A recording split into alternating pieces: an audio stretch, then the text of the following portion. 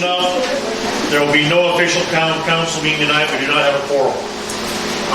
So what we're going to do is, when we do the reports, we're going to watch the fire safety presentation, and then we'll open it for public comment on anything. But we are missing 2 council members. One had an emergency, so last minute, so we do not have a quorum. So no business can be taken. So let's move into reports real quick. On the mayor's side, we've been busy this whole month with a bunch of different things. Working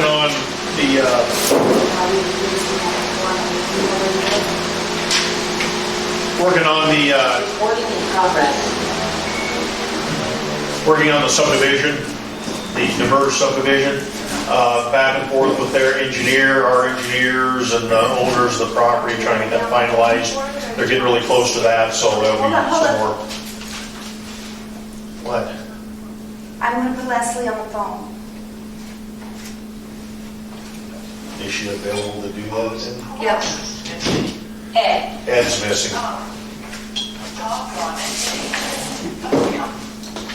Is that any louder? Probably not. Okay. So, and my mother-in-law had her kidney removed in Providence Hospital today. I just got back.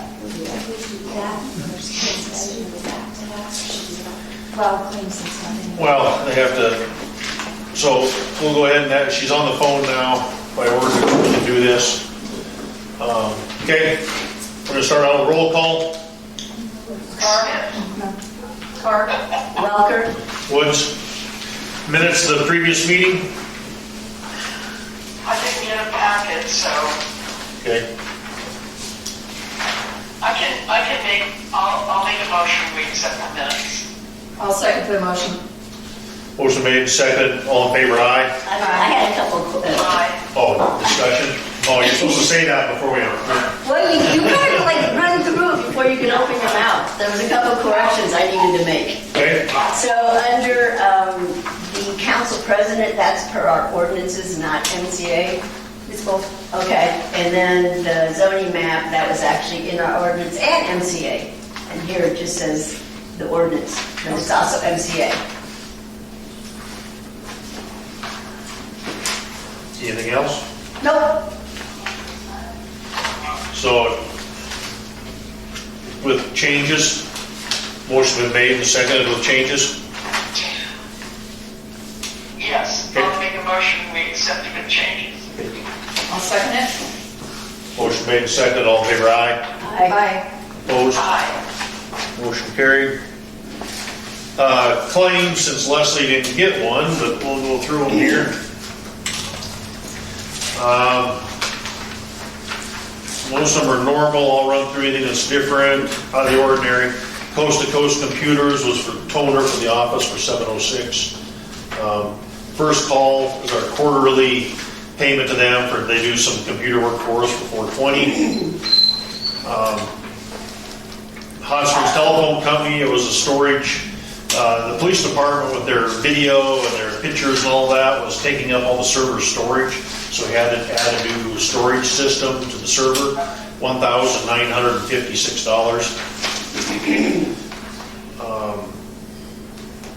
Morris and Merrily made a payment on the blower motor upgrade of $10,2150. That's $1,021.50. Okay. Alexander Meter Reading Solutions, it's our annual warranty for $446.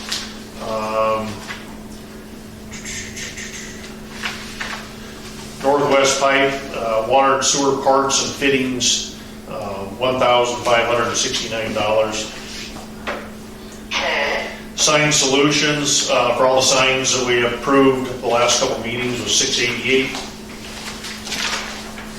And then One-way. all the one-way signs and the parking signs in front of the post office. Oh, yes. Yeah. The Judge Collins went to training, that was $100, and that was divided up between all the courts he is involved in. So our share was $100.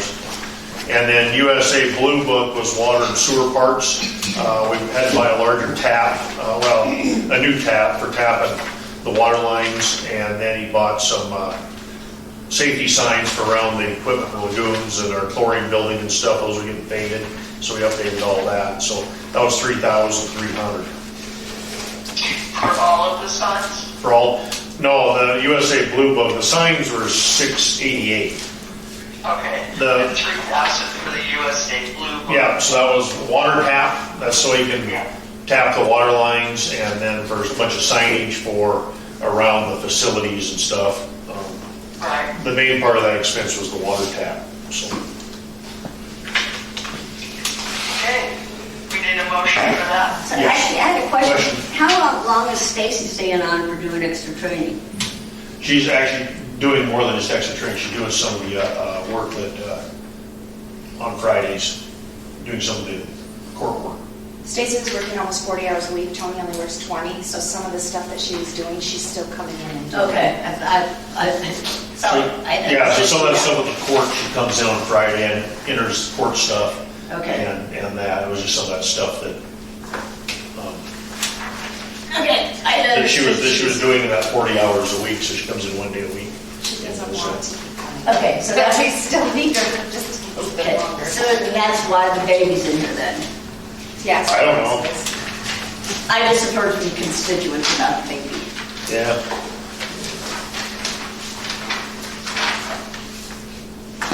Okay.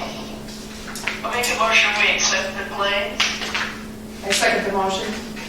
Motion been made and seconded. All in favor, aye. I, Aye. Opposed? Motion carried.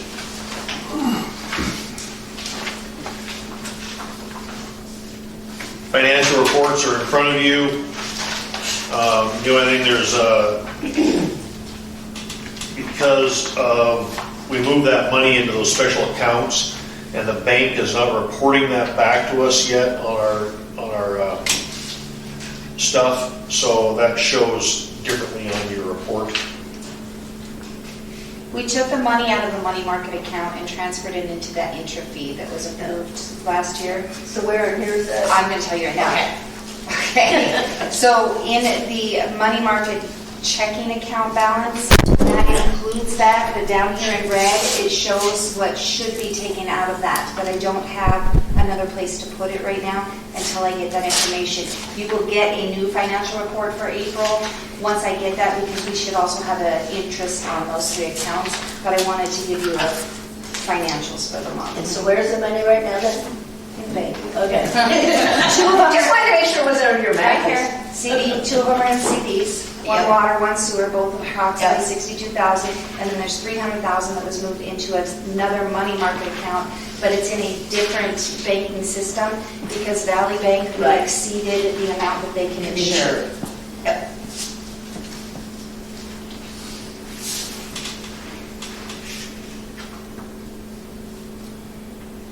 So we did that a couple of months ago, right? Yeah, we did it, we just don't have, they're not reporting to us quick enough, so we gotta get that straightened out so you can see what the interest is every month and all that, so. Yeah, plus the interest income and Yeah, so, and that's just not entered in yet, so we don't have the information. Everything else I can pull up online the day it happens. This one I can't even pull up online, and they don't know how to fix it, and the lady that can tell me is not in until Thursday, so. so we took it out of Valley Bank and it went into, An intra-fund, so what they do is Valley Bank is still the holder of it but then they take and put that money all over in different banks. So it could be in Wells Fargo, it could be in Glacier, it could be, it's hard to tell where all it goes. One of the cities is in a New York bank. Yeah, so the money gets moved around, it's still through Valley Bank, but it's a program they do, usually get better interest on it, and then that money is then protected, FDIC protected. So what was happening before, remember, is we had too much money in the bank, so they were insuring that, but we actually paid the insurance. They gave us really low interest on everything because that was the offset is, they were giving us 0.5 interest because they had to buy the insurance. So that's when the state legislature approved it so government agencies could get into this intra-fi banking system, and then have that money spread out so that it's protected without the extra. And so they'll provide a spreadsheet for that every month? Yep. It's just not available because it's in banks and stuff all over. It's not available online, so you can't just pull it up online and look at it. And it's only the second of the month, so I'm not going to spend the mail.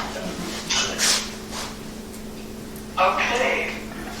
So, since I can't see the financials, one of the girls want to make a motion to accept the financials? Sure they will. I make a motion to accept the financials for April. I'll second it. Okay. Motion been made and seconded. All in favor, aye. Aye. Opposed? Motion carried. Now we'll get into the reports. Like I said earlier, the Demers Subdivisions been really busy. They're trying to get things pushed ahead. Their engineers just finalizing a bunch of the paperwork. We can bring that back to a public meeting and let everyone see all that. We're not quite there yet, so we're still working on a few things. One of the things that there's some easement issues and stuff there. They want to do some land swapping for some easements and stuff, and they'll have to bring all that to a public meeting, so that'll be down the road. They're just trying to get all their paperwork put together and everything and what they want to do before they present it. So I've been pretty busy with them. Also, there's just clear some things up. There's been some questions on a few things. One of the questions is been on agenda requests. So if you want to get on the agenda for the town council, it's the mayor's agenda. The mayor's in charge of putting the agenda together. And one of the things I did this years ago is I put this request for items to be placed on the agenda for the town council. And I required of everybody, and there's a reason for that, is what this does, it requests we put on the agenda, and you tell the date and all that. And the information I want to know is what item do you want to present to the council? So it's what you want to talk about.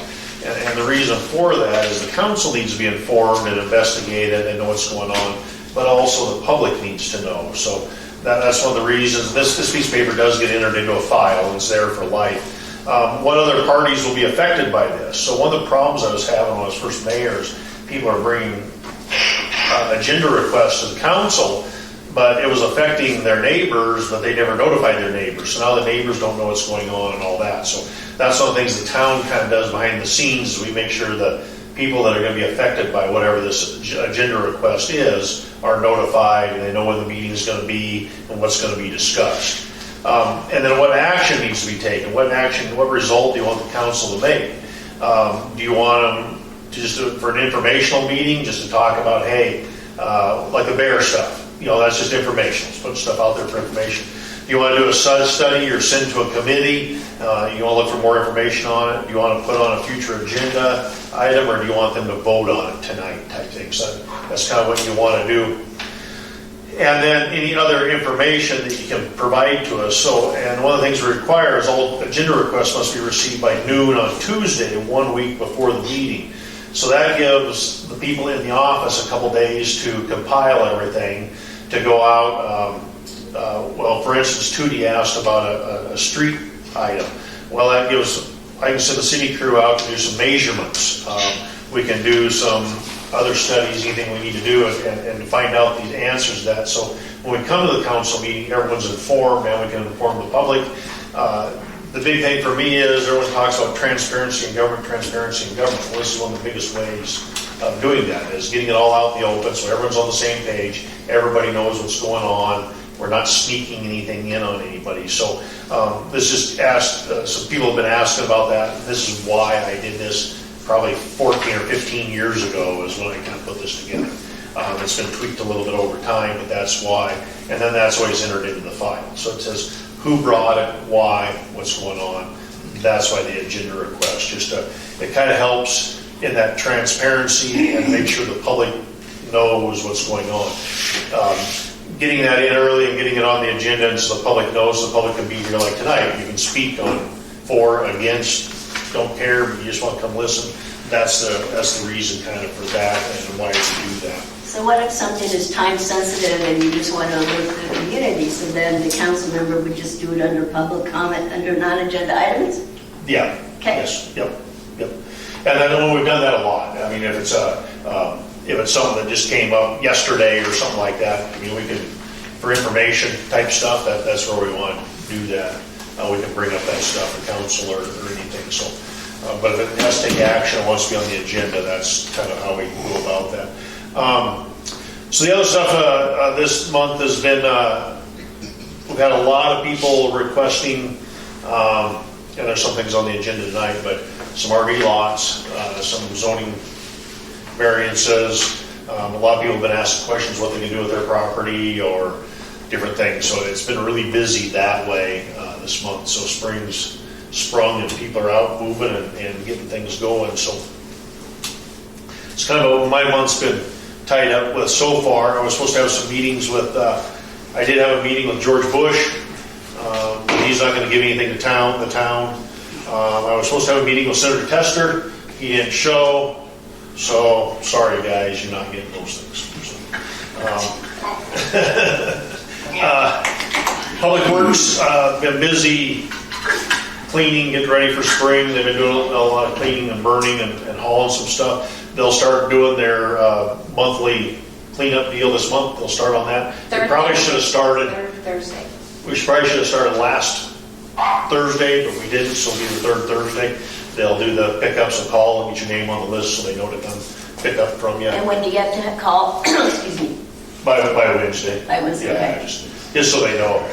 Mark usually comes in Wednesday and grabs the list so they can just get it out. The only Thursday problem morning. is sometimes Dan comes in and grabs the list early and then people aren't ready, so we've been trying to stop that, not letting Dan take it, but And sometimes, like Dan said, sometimes they're kind of caught up on what they're doing because they know they're going to be hauling stuff, so they'll start picking stuff up if it's on the list on Wednesday too. So it just kind of how it kind of bleeds over. But so starting that pothole patching, they're going to get back on that here. They've been doing some. Water and sewer's been busy. Mike's been busy with lots of projects. He's been doing quite a bit of digging, adding some new meter pits, also some sewer stuff, and we have some pits we're removing, so he's been busy digging quite a bit here the last month with everyone doing everything. Fire department, we haven't really had any fires yet. We've had some major motor vehicle accidents. Actually, we've had a couple major ones. The last couple, one did have a occupant death, and the other people have been hurt pretty bad. One, not sure she's going to make it either on one of the accidents. So it's been busy and just kind of stressful for that. The other thing, open burning. So you can burn in March and April in town. You inside the city limits, you have to get a burning permit from City Hall. Mainly, it's just rules, and we'd like to remind you of them. The biggest one: start the fire before 1 in the day. That way, it gets burned out before the air inversions come in at night.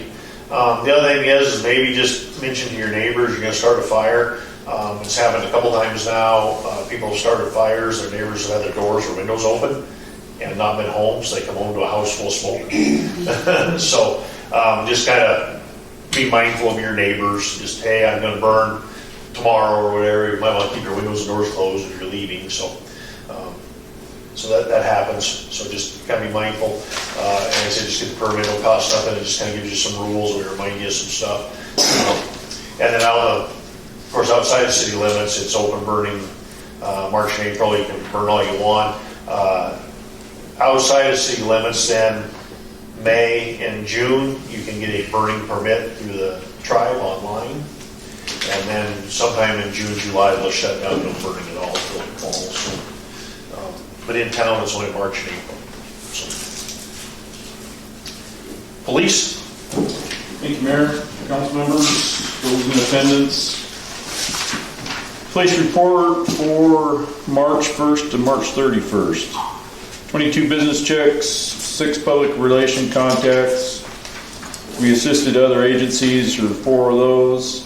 Had 21 calls for service, 37 case follow-up incidents, 11 traffic contacts.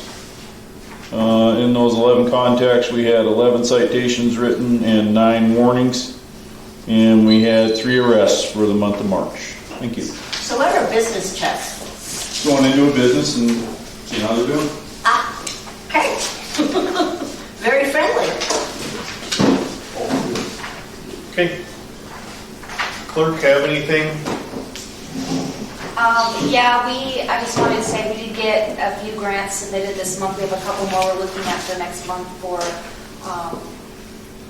fire, the annual grant that we put in through the DNRC for fire, wildland fire stuff is coming due.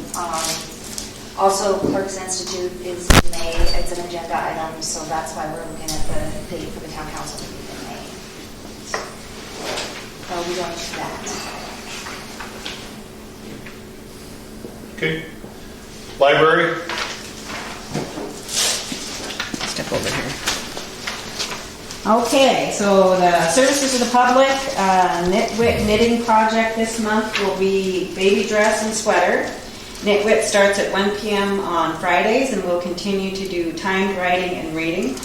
Book discussion group will be with Diners with Ruth by Nina Totenberg, April 18th at 3 p.m. at the library.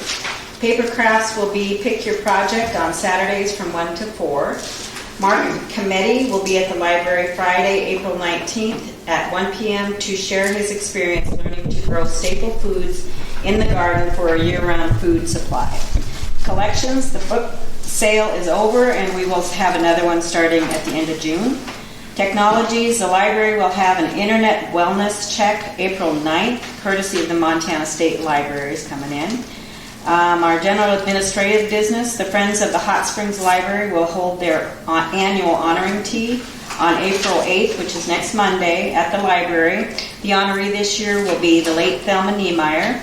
We will also be observing the solar eclipse that day, and we will only see a piece of it in our area. The tea will be from 10 to 2. We will have eclipse glasses available at the library. Library services will be available during the event, including the computer center, but we will close at 2. We're usually not open on Mondays, so we have to go do the solar eclipse though. The library meeting will be Wednesday, April 20th at 5. Our statistics for the month of March were, we had 1 new patron, 316 walk-ins, 72 computer users, 41 wireless users, 54 children, 147 prints, and 175 copies. Thank you. Thank you.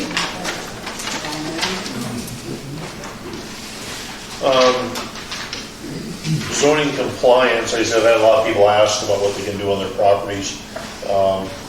Actually, there's a zoning application on my desk right now. So it's been busy. We get out and look at them and see what's going on. Really nothing, no one's really doing anything. There's a lot of questions being asked right now. So you're the compliance officer as well? Yes. That's another hat, okay. Also, there's been several questions about the Odenkirk property that we have the abatement order on. We are in the process. That property actually has 2 owners in the entire property. So instead of abating 2/3 of that property, we're working on getting the abatement on that other 1/3 of that property. We have to go through the whole same steps that we did with Kaylee in order to do Terrence' portion of that. We are in the process of that, so that we'll be doing it all at once instead of Which property is this? Kaylee Odenkirk. Okay, I didn't know his last name. So you have to redo it just to do his portion, to split it up. We don't have to redo Kaylee's. We can go Okay. in and do his 2 Right. lots, but it's bills onto the next lot. So we'd have to make sure we didn't take anything off that 3rd lot. Gotcha. Okay. All right, we'll move into new business. The first item in new business is elect town council president. So town council president is usually the senior council person on the town council, and they serve as the president, so they oversee the town council members, and then if the mayor is not at a meeting, the town council member would step in as the mayor for that meeting. So Leslie's been the town council president for multiple years. She's actually been on the council longer than I've been mayor. So she knows all the ins and outs. She knows what's going on. She's been, like I said, there before I was mayor. She's kind of helped guide me there in the first few years, and so she knows all the ins and outs, what's going on. She's been involved in everything that the town does, whether it be grants and projects and all that. So it makes it nice to have someone else that can, if I'm not available or whatever, she can step in and discuss that. So that makes it nice having that senior person being the council president, because they can fall back and fall into those places and they know what's going on in town. So I will point out, most other councils, they kind of rotate who the person is. And Ed actually agreed that having different people become council presidents so that they learn the skills is actually a valuable thing. and it can be, yes, it can be. So, Well, I would have to abstain anyway, so, and Ed's not there, can we do it at the next meeting? if the council decides to table that, they sure can. Then we should table it. So we have a full quorum. Yep. Do you have a motion to table? Let's go ahead. I'll make a motion to table electing the town council president to the May meeting, whenever that may be. I second the motion. All in favor, aye? Aye. Aye. Motion carried. Set a date for the May council meeting. The May council meeting falls on Clerk's Institute, so Tony and Amy will both be gone, so. Tony good. will be here. Oh, Tony can do it.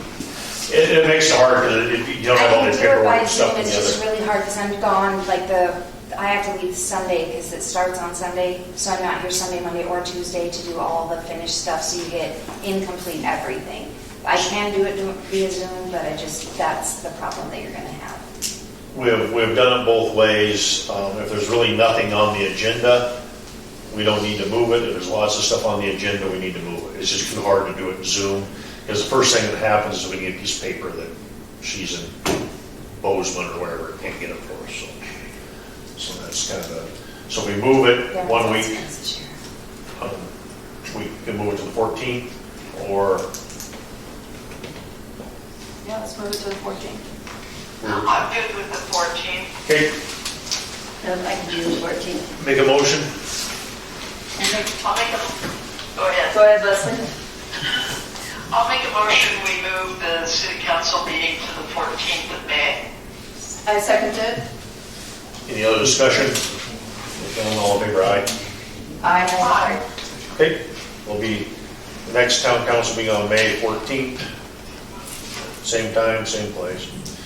Next item is appoint zoning commission members. This was brought up at the last meeting by Councilman Wilker about our ordinances saying you have to have a zoning commission. The Montana MCA's say we don't, but it is in our ordinances still, so we have to follow our ordinances. And the reason, years ago, when I took the zoning and all that stuff away, the zoning commission.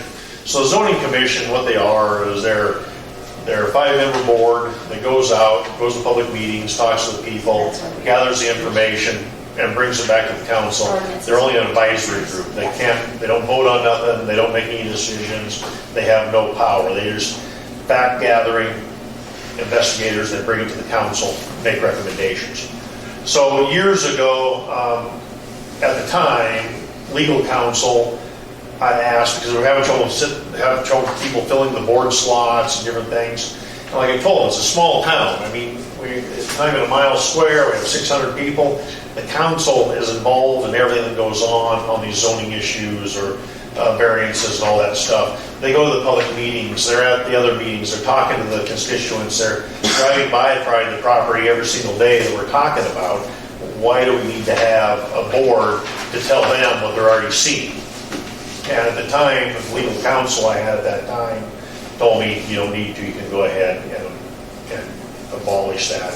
And just, the council just has to go to the meetings and be a part of it, active part. So we did that, but we did not remove it from the ordinance book.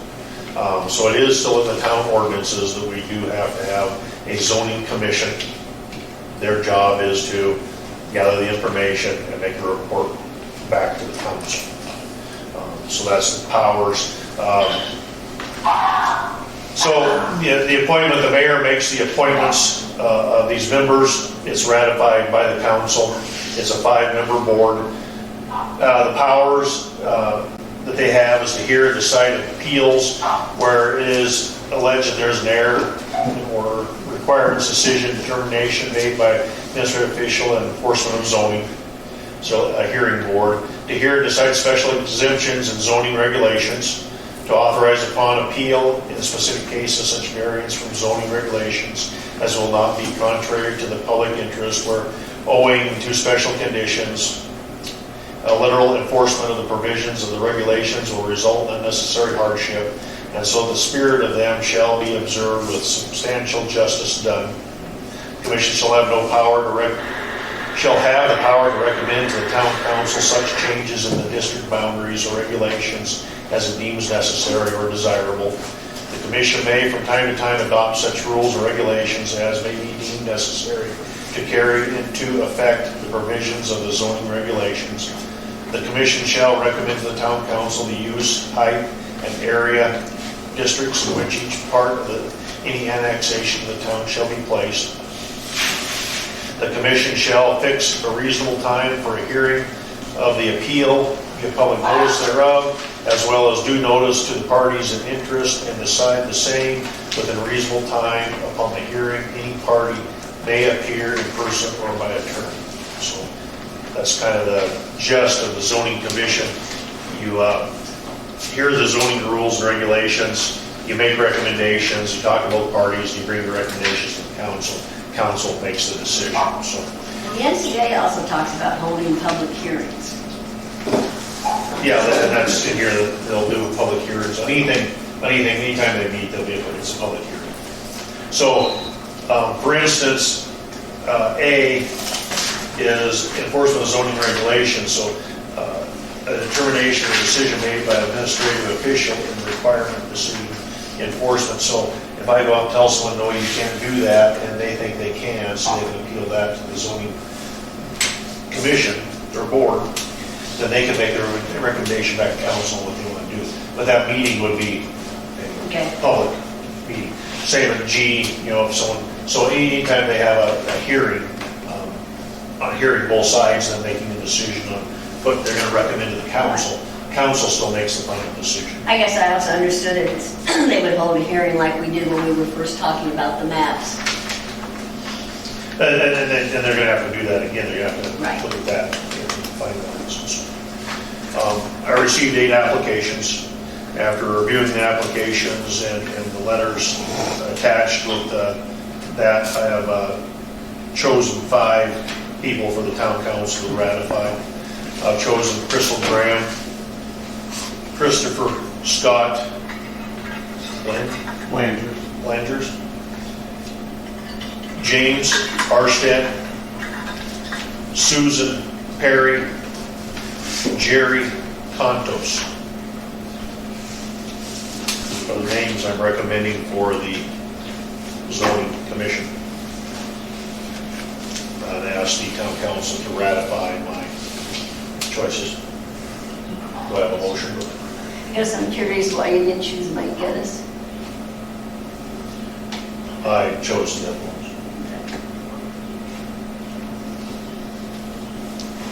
I make a motion that we appoint the zoning commissions that the mayor has given us.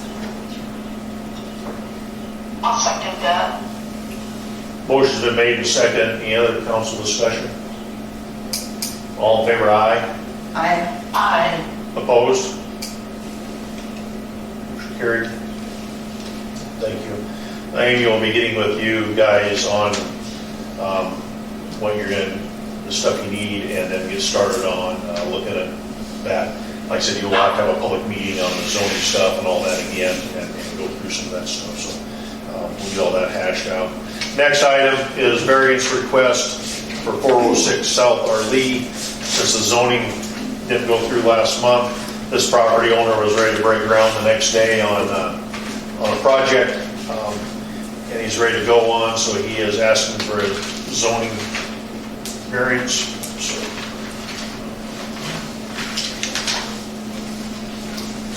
Okay, it doesn't fall inside of our, I guess if we need a variance, it doesn't fall inside our existing zoning.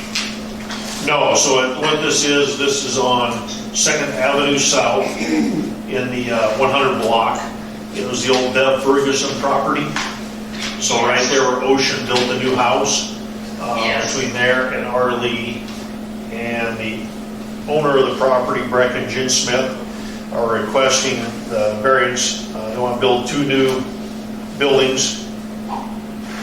With that, they are asking for a variance also on the setback on the north side of the property. So the north side of the property goes up against that steep bank, and our road right away drops down on the edge of that. So instead of him being 15 feet back from the bank, they'd like to move that up to 5, since there actually is no road there because it's a steep bank. You just have to put in a retaining wall anyways. So that's on the footage. So he wants to make that, right now that's Class A residential, and he'd like to move it to B. And of course, he wants to break ground immediately. Yes, he wanted to last month, and the town has stopped him because he didn't vote in the zoning change. This will be affordable housing and small Buildings that he wants business. to put on. It's 2 proposed buildings. He's here tonight. Why doesn't he speak for him? Yes. Or you want me to keep talking? No, what's the question? You can tell us. You're what you building, is what she's asking. Oh, yeah, so we'd like to build 2 small places for kind of affordable housing, just trying to, there's no place for anybody to find any rentals, and we have those 3 places that we can't even fix up before somebody is desperate to move in, and so we're trying to help them out, but we would like to fix those places up at some point. So if we could build these 2 new places, and then at that point, have those rented out, and then be able to fix up the other 2 places. So we're trying to make a nice, we want it to look nice, and we want to just get good tenants that it can be afforded. I don't know what else to say. Parking. Parking, that's the question. I know he came in and I said, would you have parking, you have room for parking? And he also has a plan for parking. Yeah, I do have a plan for parking. So what's your plan for parking? Well, for one of them would be the retaining wall and on-street park. Well, it's kind of, there's already on-street parking there for the one place that has been extended. So I was going to widen that and have some off-road, because if that bankment is so steep, so I was going to build something there for parking there. And then we've got tons of room in the alley for parking. There's lots of room for parking. So Have you spoken to your neighbors about this? I believe during the zoning thing, I think something was sent out, but no, the neighbors are sitting here. Well, no, Ocean, Yeah. Ocean, who has right next to you, so these buildings would be right where she's building that house next to you. So I would Correct. think that would be an important person to speak to. Well, no, and that's fair enough. There's 2 lots there. So there's the one lot, and then there's another lot that, we could build a single something or other. We were just trying to, again, I understand, I just think it's important that we get, what we're doing is going to impact people around. No, and that's fair enough. On the other hand, she's got a commercial business. she requested that whole block be rezoned to B, so that they requested it also. Right. So when I found that out, I didn't see the need, because Well, actually, I spoke to her, she did request, in fact, she called me because she was confused by what the zoning meant. She never requested it. Oh. She was okay with it, but she actually called me because she was very confused by the letter, didn't understand what it meant, how it was going to impact her, so actually, that's not quite. okay, I Yeah. didn't know. I guess I have, mixed feelings, mainly since the whole zoning was not done properly in the first place when we didn't follow the state law for having a zoning commission. So to kind of jump the gun when we're now trying to actually do things in the right order. And I understand the need for low-income housing, but I have real mixed feelings about going ahead when we just now are appointing a zoning commission who really needs to be the ones to take this forward. Actually, not state law, town ordinance. Town ordinance. Well, it's also the MCA code. too. MCA doesn't, we don't have to have. We an don't have MCA. to, under NT.gov, we do not have to. we make the final decision, we do not have to have a zoning commission make On that the other decision. hand, he's not asking to change the zoning, he's asking for a variance, so the zoning commission's not required for the variance. No, it would be changing because it's multifamily. No, housing. he's asking for a variance, not to change his zoning. So in our variance, you can change what your property does with a variance. It doesn't change the zoning of the property. It changes what you're doing on the property. The use of it. Yeah. Yep. I still think with the fact that we're just doing the zoning commission, Ed Ferguson's place had 2 dwellings already, right? Actually, it had 3.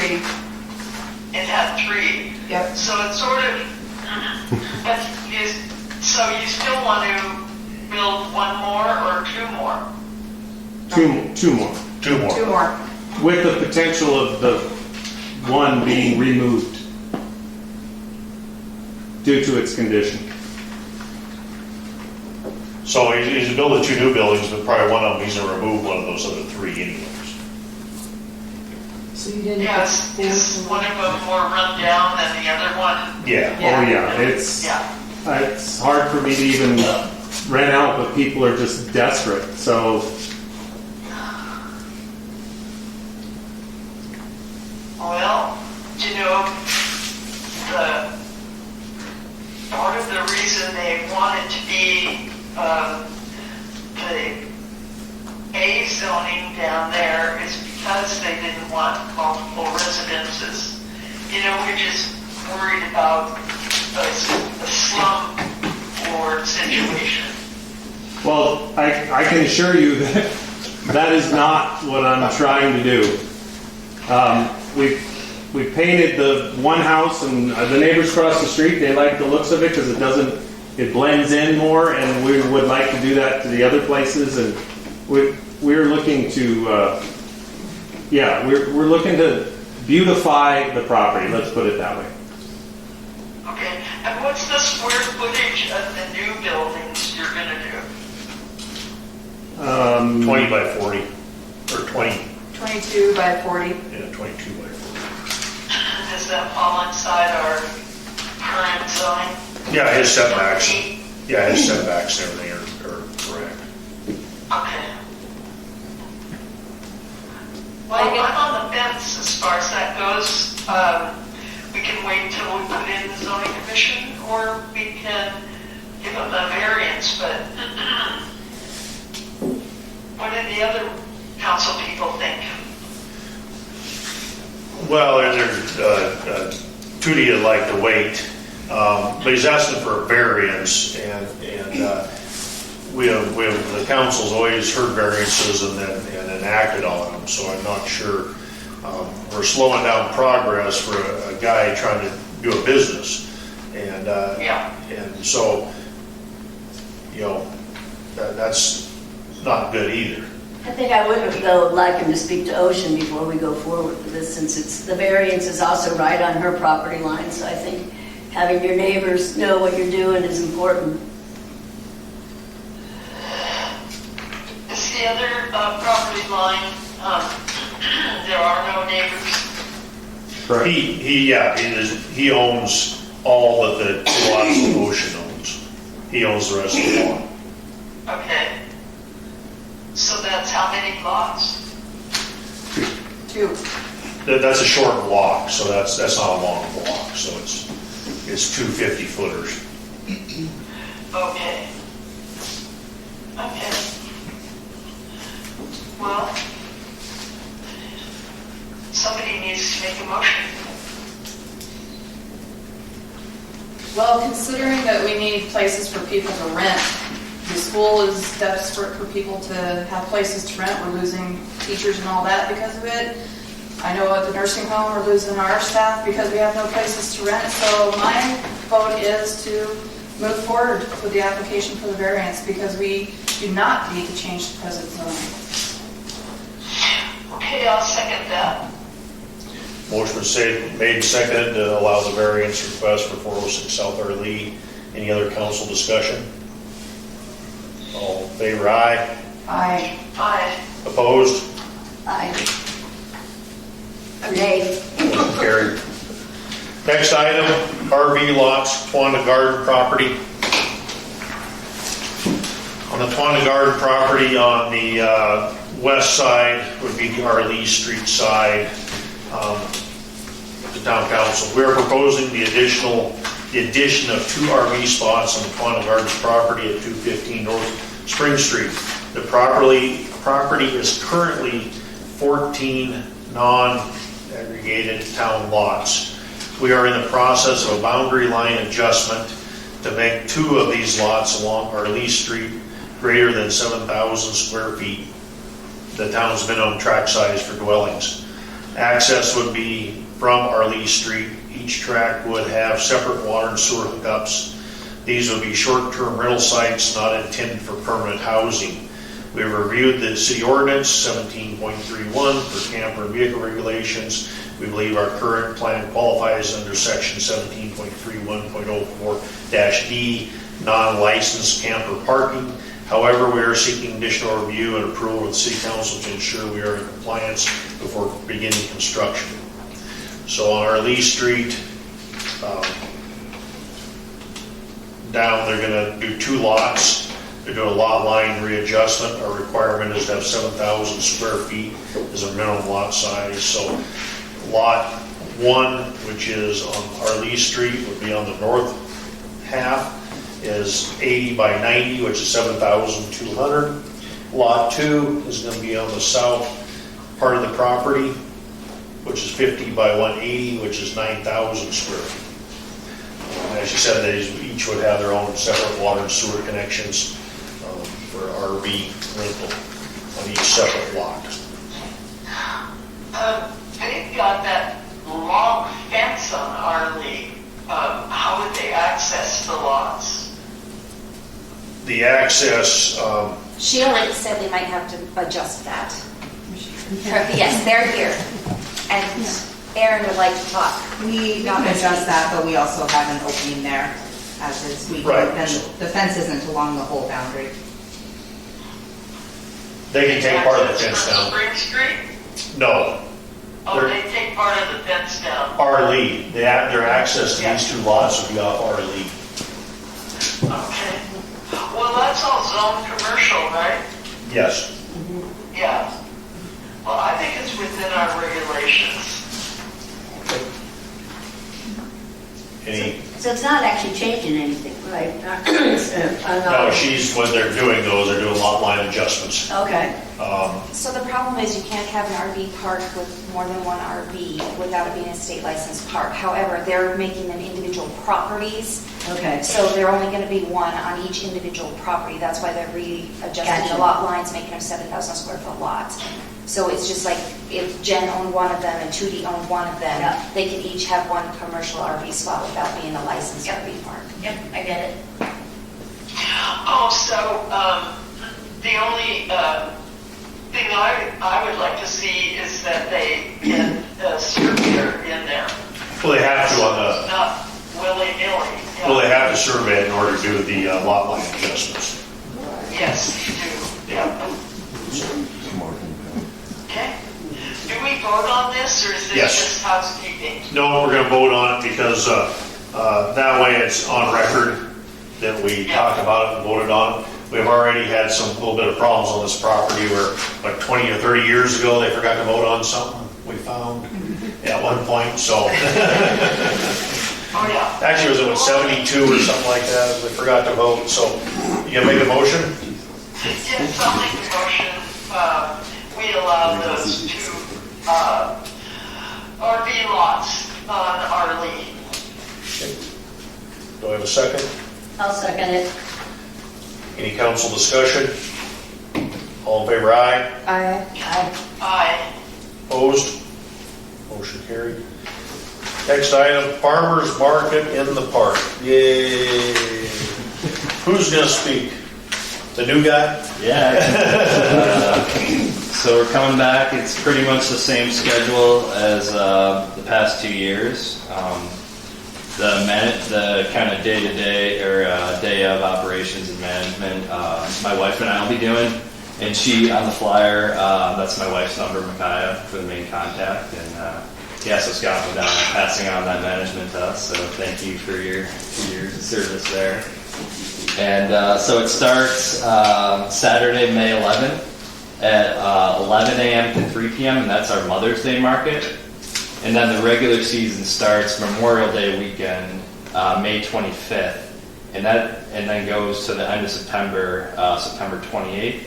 And so that regular season is 9:30 a.m. to 1 p.m. And then Randy already talked about doing homesteaders, the same thing. We're just going to move over to the street there. And yeah, so it should kind of be all the same as the years past, and we're looking forward to another season. Okay. Anyone have any questions for him? Okay. So during homesteaders last year, they used the extension of Main Street so that homesteader days could use the park for the kitty games. Yeah, they already know about that. They're already gonna, that's still on. We're gonna do the same thing again. Sounds good. Okay.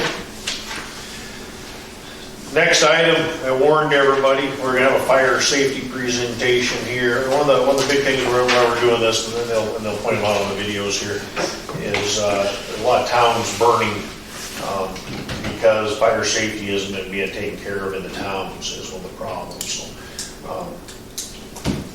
Do you want to turn the light off or you want to leave it on? Yeah, if I can turn the light off. We'll go to the video here. It's a couple of short videos. They're really good about explaining some things. If you don't have any questions, I can sure answer them.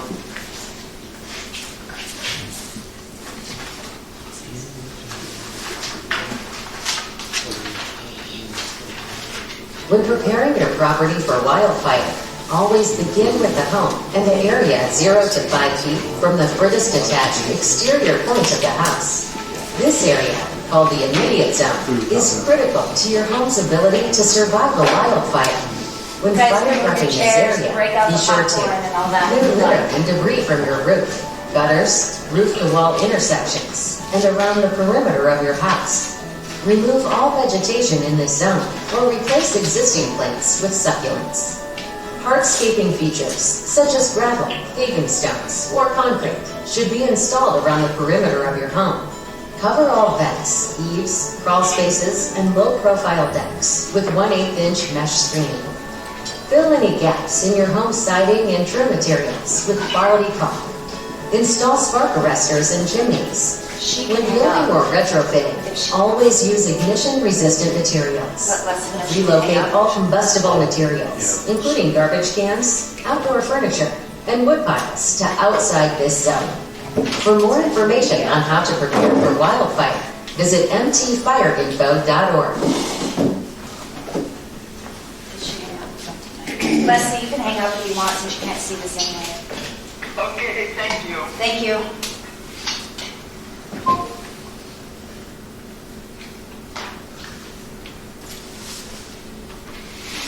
Preparing your property for a wildfire requires creating an intermediate zone that is lean, clean, and green throughout the fire season.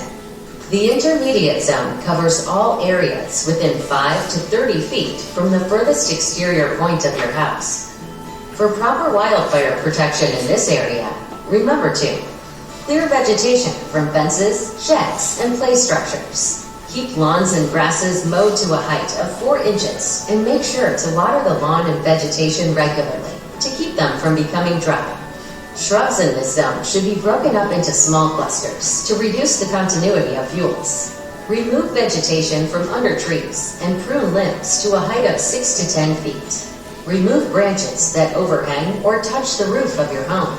Space trees apart to a minimum of 18 feet between crowns, increasing their distance as slope angles increase. For more information on how to prepare for wildfire, visit mtfireinfo.org.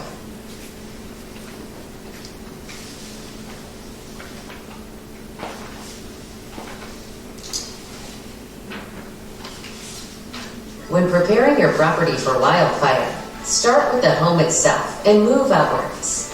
After you have treated the immediate and intermediate zone, you should reduce the amount of fuel available for fire in the extended zone, or the area 30 to 100 feet from the furthest exterior point of the home. In this area, it can be important to work with professionals and collaboratively with neighbors to protect your home and adjacent properties. In the extended zone, make sure to properly dispose of any heavy accumulation of downed woody debris. Remove vegetation adjacent to outbuildings or under large stationary propane tanks in this area. Remove small conifers growing between and underneath mature trees. Keep grasses and wildflowers under 8 inches in height. Thin trees to a minimum of 12 feet between canopy tops. You may want to work with a forestry professional to determine the appropriate spacing, as these recommendations may increase due to slope, tree species, and other site conditions. For more information on how to prepare for wildfire, visit mtfireinfo.org. There's one more. This one is more for out of town a little bit more, but they show some good stuff. With On July 29, 2022, the Elmo 2 fire ignited on Highway 28 west of Big Arm, Montana. The fire grew to an estimated 21,345 acres, and within that area, 8 structures were lost to the blaze. I'm Mark Clary with the Lake County Office of Emergency Management, and together with our partner agencies, the Montana DNRC and the Confederated Salish and Kootenai tribes, would like to take a closer look and learn more about what happened and share those lessons so others can prepare their homes and property for wildfire.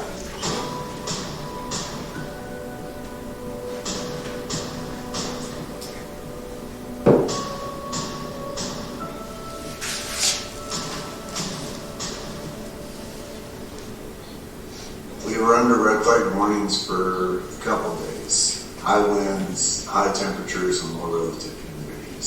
So if you have a fire that is going, or if you get a fire, you have to recognize that it's going to be one of those days. It's going to be tough to catch, tough to get a hold of. Yeah, it's going to need a strong missile attack. When I first rolled on a fire, it was actually probably about 7 miles from the community. They were very strong, very steady winds. We looked at aviation, trying to cut the head of the fire off from moving towards the community. The smoke was laying in towards the front of the fire, so we couldn't get the aviation assets to actually lay retardant in the front. We moved away from actually trying to stop the fire to protecting homes. So if there are homes that are going to be hard to protect or in a bad location, that takes more of our time and our focus away from actually trying to put the fire out.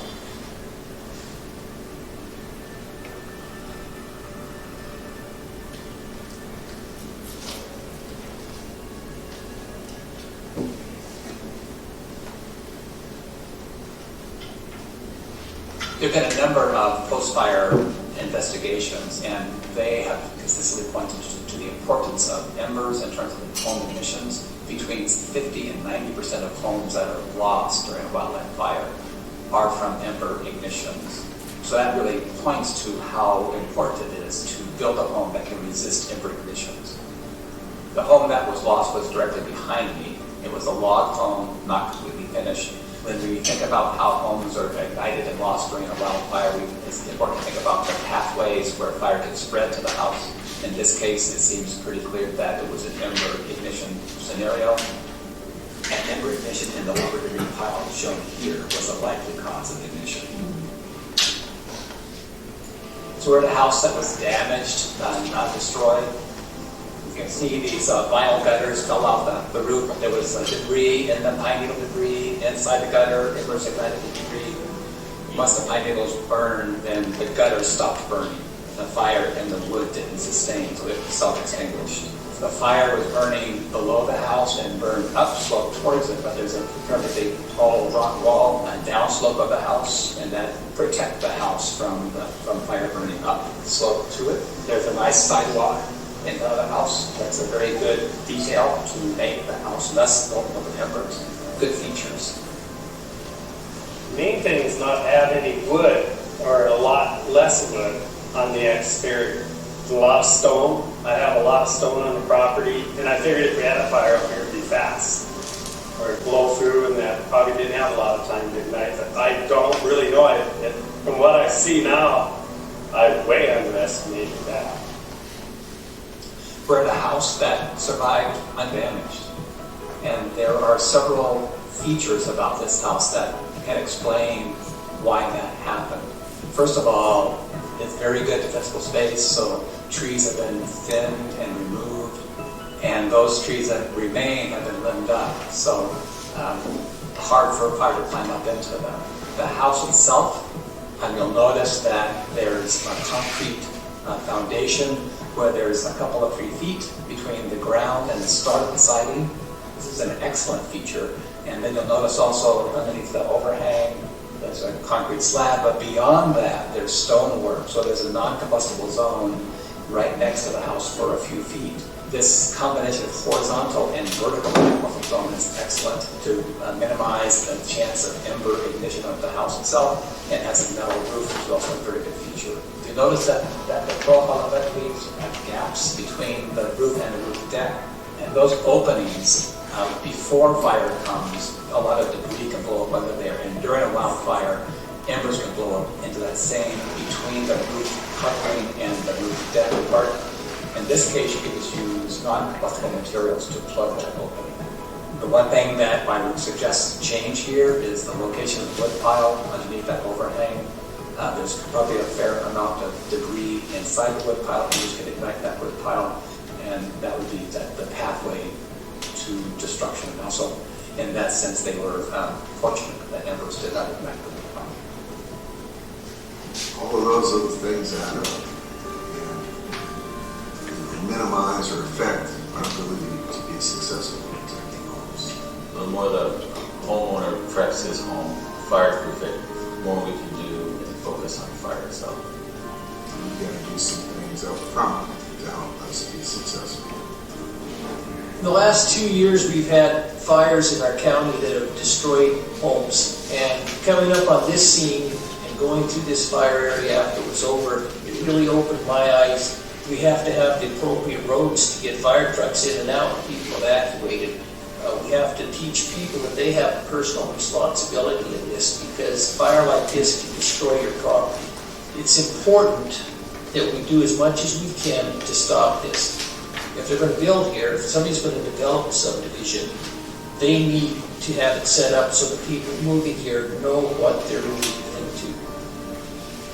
From a fire manager standpoint, there will be difficult situations with road access not being what we need it to be, where we won't be sending crews in.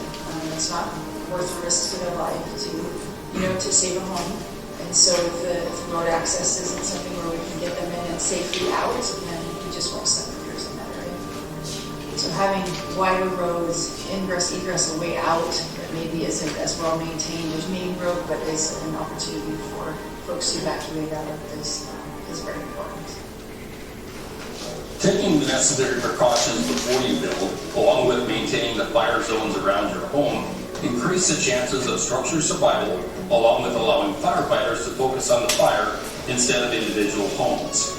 And while 8 structures were lost, fortunately no one lost their life. But building here brought great risk to firefighters and residents. If you choose to live in a setting like this, understand you'll be living in an active fire environment. Be prepared and be ready for the outcomes.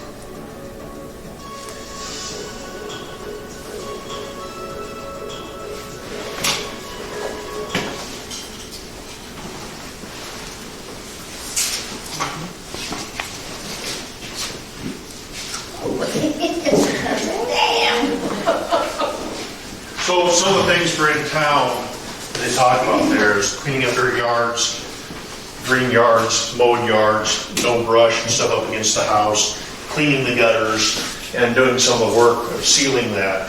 So when they show those spark impingements, that's what starts the fire. So what happens in a town when you have the winds, if one house starts, it's just going to keep moving that, because you're going to be getting the embers and that continuation from the trees and the brush and all that. So it's one of the things we just want to start educating people on and start pushing for, even in town, is making sure people clean their yards, cleaning the debris out of their fences, mowing, no big piles of brush, all that stuff. That's what carries that fire. That's what makes it go from house to house to house. And like he said, we don't have time to be dealing with that, and we're not.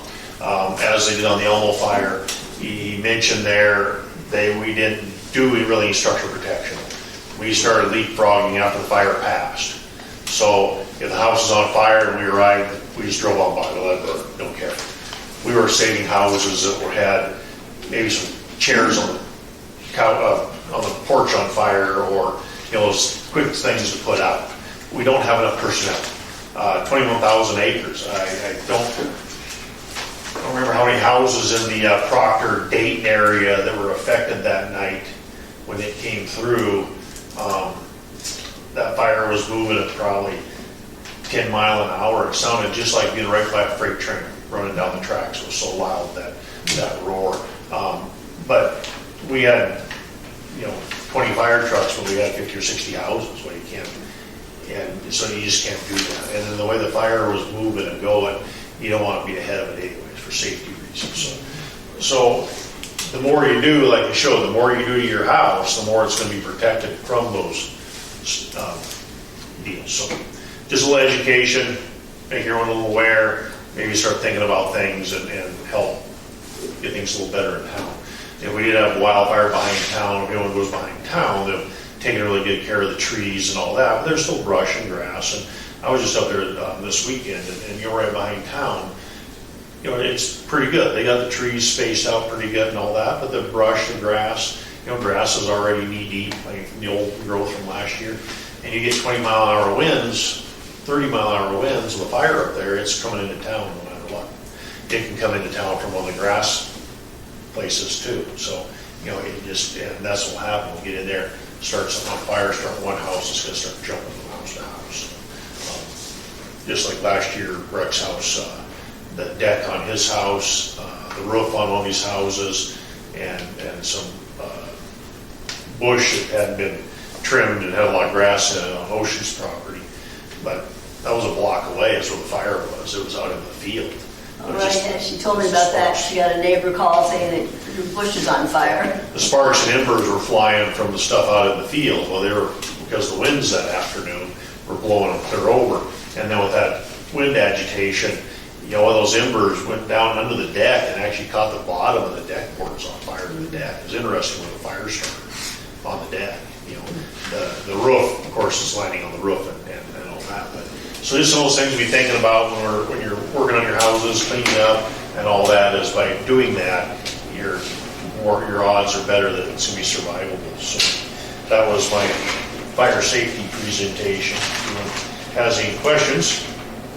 If not, we'll move on to public comment on non-agenda items. Judy? I have something. So there's a program in town, and actually through the FCC, called the Affordability Connectivity Program that helps people pay for their internet services. Up to $30 a month for people, normal people, not normal, but $75 a month for people living on tribal lands, which is hot springs. And this program's been funded since 2021. It started during the pandemic when kids were doing school from home, people were working from home, and recognizing a lot of people could not afford internet service. And the funding for this program is running out April. There's about 200 households in Hot Springs who rely on this program for their internet services. That are going to lose it, which is also going to impact the Hot Springs Telephone Company if all those folks can't afford their internet services. There is a current bill to continue funding through the rest of the year for between $6 and $7 million. It keeps changing.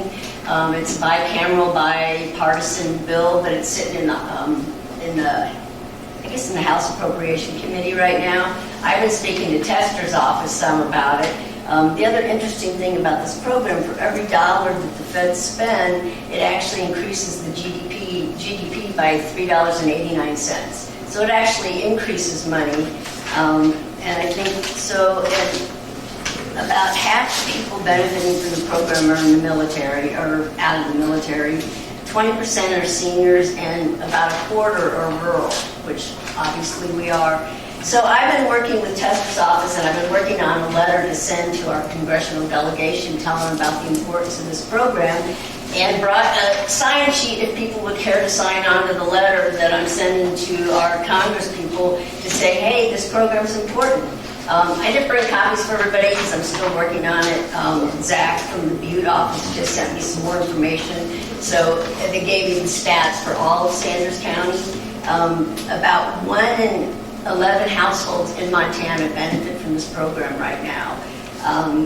But interesting enough, and again, I lost the stat, I had it somewhere, there's a lot more people who would qualify that obviously didn't know about it. I was one of them. I'm like, damn, it's going away, and I just find out about it.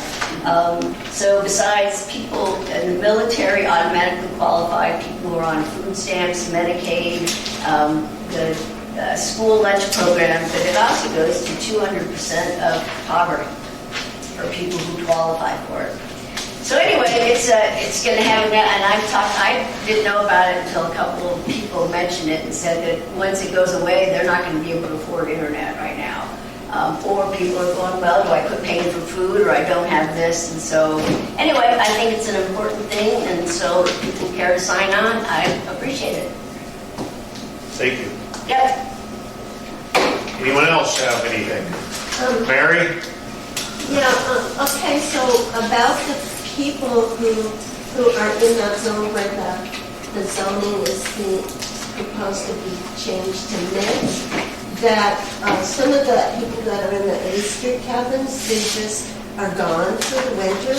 And so I think what I heard at the last council meeting was that sent out letters to people, only one came back, so therefore, they're assuming that people have been notified, but was for something that is that significant to a property owner, and I'm not sure where the delineation of the zone is or exactly who's involved, but I would think maybe something like a certified letter, make sure.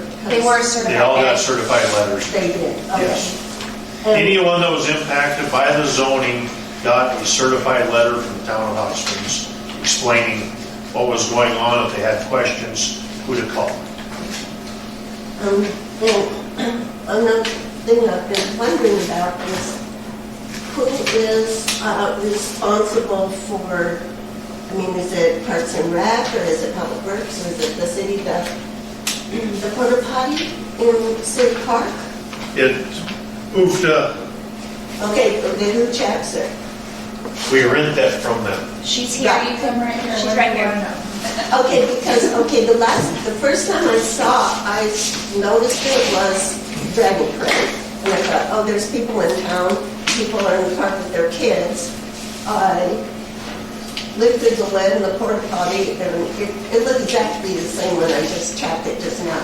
It's like the water doesn't even cover the little pyramid of more solid waste, and so I don't know how long it's been like that, but I know it's been every week right now. And during the summer, starting June 1st, kids clean every week. Dan cleans it every other Thursday. And it's been ongoing? Yep. Wow, there must be an awful lot of people using that. There is. I will tell you that there is. That's why during the summertime when the tourism picks up, we clean it every week. Okay. I was just wondering, because I kept going, oh, it's the same. Yeah, no, he cleans it every other week. Okay. Dottie the dinosaur. We got any word on that? I talked to Justin. When we talked to a guy to do it, one thing. It's got to be certified welding or something. Right. I just got a certified welder to do it. We just got to get him down there to do it. Okay. Really rooting for that for farmers market. Because my kids go and play on it anyway, and it's a constant, like, get away from there. Just let them play on it. I do. But, I mean, what are you teaching your kids? Yeah. Hey, we did those merry-go-round things when we were I full on, I bring all that stuff back. Like, that's not the worst. No, yeah, right. That's not the first thing I let my kids do. Anyway, I just. Yeah, so we removed it, so. Every time I talk to him, it was loose, and it's been all taped off and everything. So I did talk to someone about it. I guess my take on it would be, is if we could put some rubber, whatever you're worried about, hazard-wise, where it broke off, being sharp or something, we could just cover it and get rid of the that's the caution tape. Oh, yeah, Mark likes it. You know what I mean? Lots of tape, lots of cones. Yeah. You can tell where Mark's been around. Okay, all right. That's the only thing I would say. Is like, yeah, let the kids play on it. Just take the stuff away, you know. But Yeah, we'll take a look at that again, and I'll talk to the guy that did it, supposed to come weld it, so we can just get it done. So. Any other public comment on anything? When's the paving start? That'll be probably July. Oh, yeah. And then the one-way thing? Signs are here. So that's in the next week? Sure. Wait till you see all the cones and flagging go up. These cones and tape. Yeah. Better make sure you got a big supply of that caution tape. We had to redo the drain out there. I don't know if any of you noticed that. It had that metal grate drain and part of it was rusting away. So instead of fixing that, they put in a narrower plastic drain and did the concrete next to it. It was a long day's project, but there was barricades all the way around it, and cones and yellow orange bags at the end. Safety first. That's right. Yeah. When you stepped in that, it was not an accident. There was no way you were going to accidentally get to that. Well, he was doing all that, and that flashes me back to 1978 when the Senior Citizen Center got built. That was a grocery store, and they turned it into a senior center, but they poured new concrete in front there, and they poured the concrete, and it was all barricaded off like Mark had it, and an old guy pulls up in his car, gets his walker out, walks over to the barricade, actually got over the barricade, pulled his walker over, and went to the front door. You know, so